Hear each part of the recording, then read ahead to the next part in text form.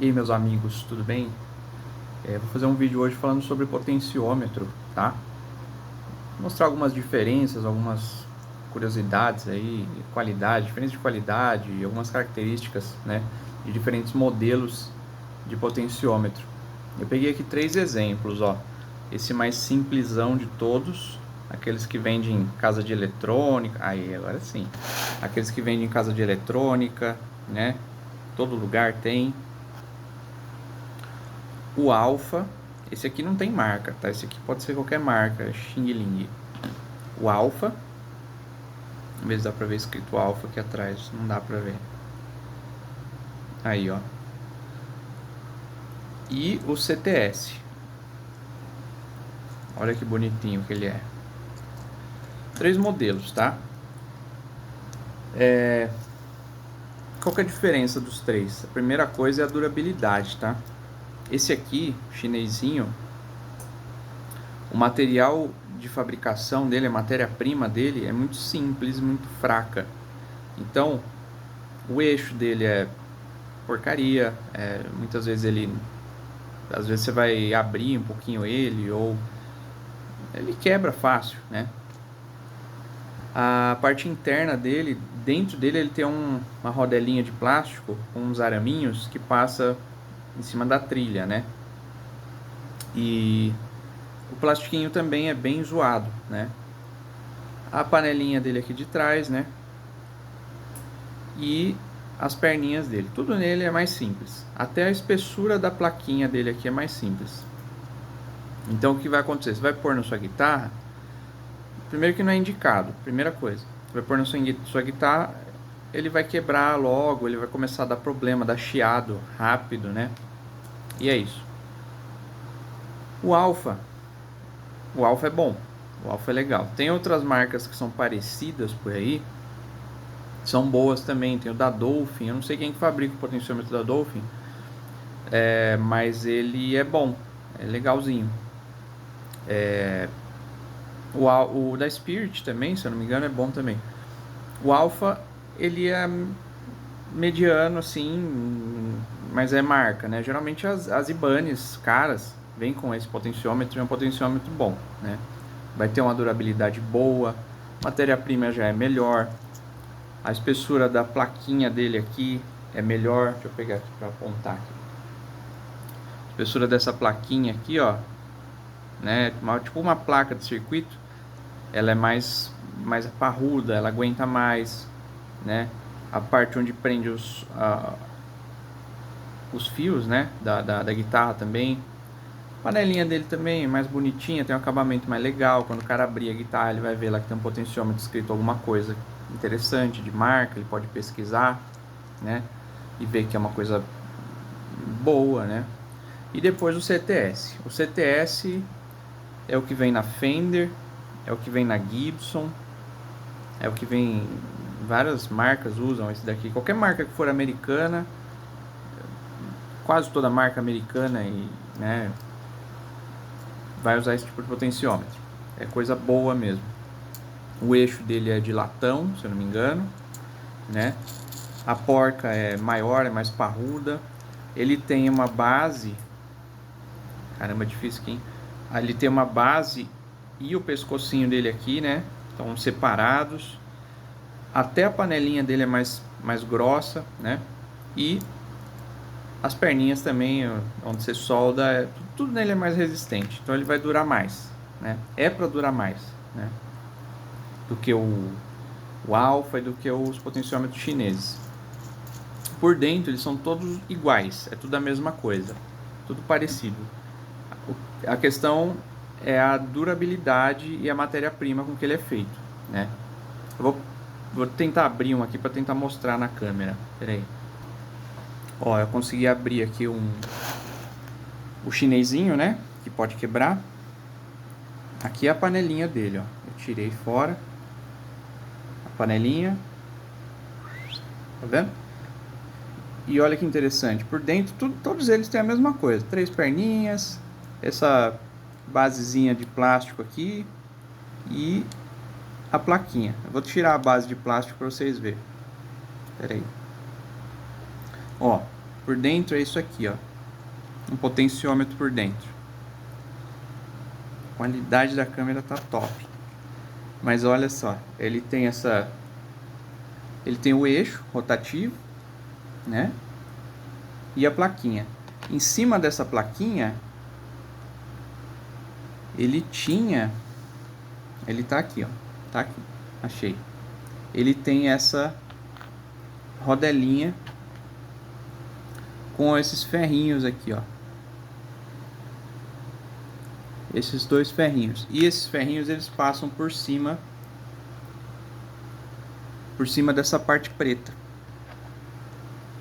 Então, aqui ele está em 0, né? Quando essas latinhas chegam na metade, está em 50% e no final 100%. É isso que funciona o potenciômetro, é assim que funciona o potenciômetro. Esse aqui que eu abri, aquele chinesinho, você viu que foi fácil, só puxar tudo e fazer um pouquinho de força, ele abre, né? Os outros são um pouquinho mais complicados, né? O alfa, ele abre também, todos eles abrem, até para fazer uma limpeza é interessante abrir. Interessante um profissional abrir, né? Ele é um pouquinho mais difícil de abrir as perninhas aqui. E o CTS, então, pela fato da panelinha dele ser mais pesada, mais parruda, é mais difícil ainda.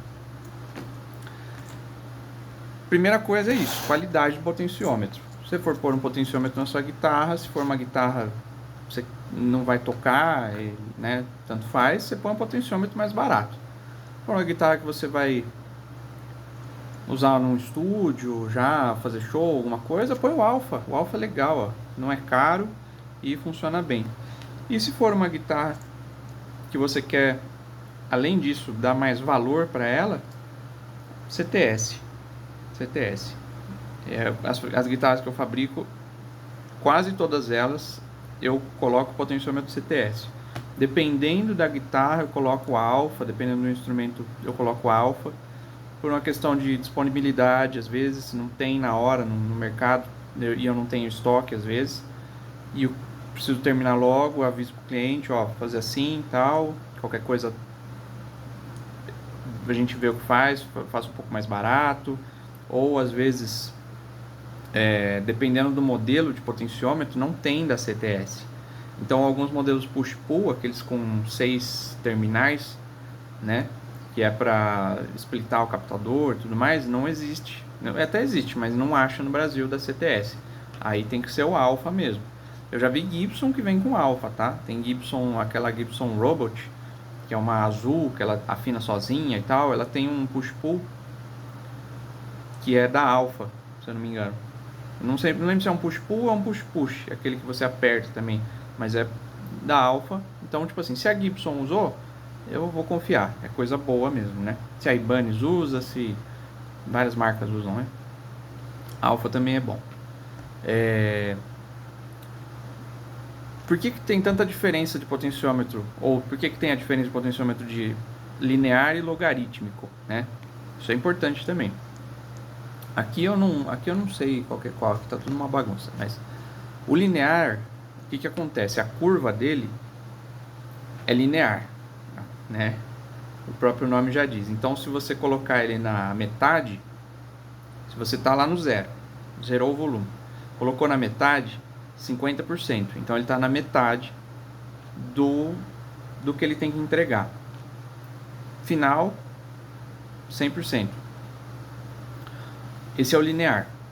Ele funciona assim. Então, você vai colocar o volume no zero, ele está no zero, chegou na metade, em teoria, ele está na metade, e no final, ele está no final. O logarítmico, o linear, ele é assim, uma curva reta para cima, do 0 ao 100. O logarítmico, ele é diferente. Ele é uma curva assim, ó. Isso é uma curva, imagina uma curva num gráfico, tá? Ele vai subir, ele vai começar no 0, igual um potenciômetro normal.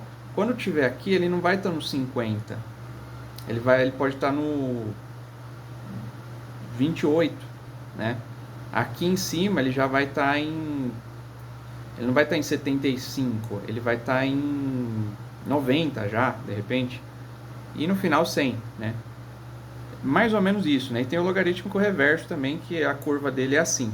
Então aqui ele começa no 0, aqui ele não estaria no 28, ele estaria no 70 já, por cento, né? Eu tô falando de um número percentual, tá?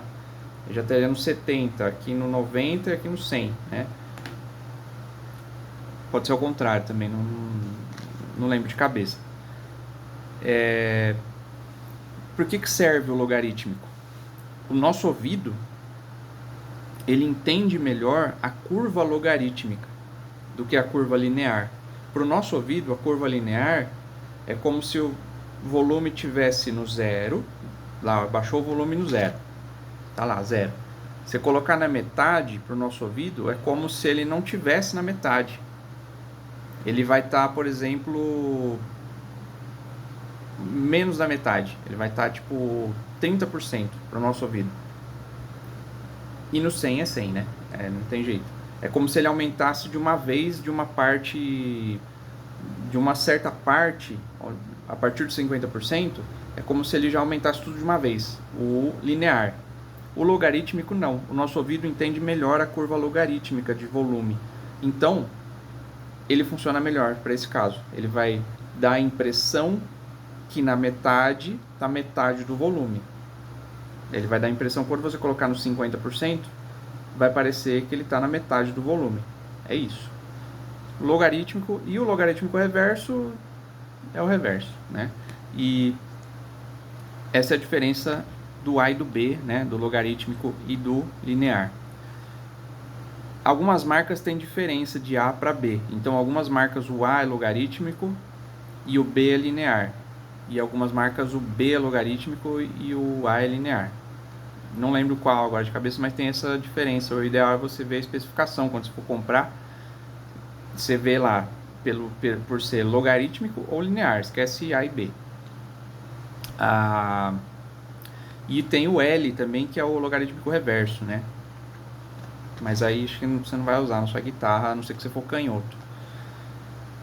Logarítmico para volume, linear geralmente para tone, ou põe tudo logarítmico também, que vai funcionar bem. Deixa eu tentar lembrar de mais alguma coisa. Esse númerozinho 500k, 250k, para que serve isso daí? 250k geralmente você usa para extrato. Por quê? A extrato ela tem um som mais brilhante, mais agudo. E esse número aqui, quanto menor ele for, ele vai ter um som mais fechado, menos agudo, menos brilho.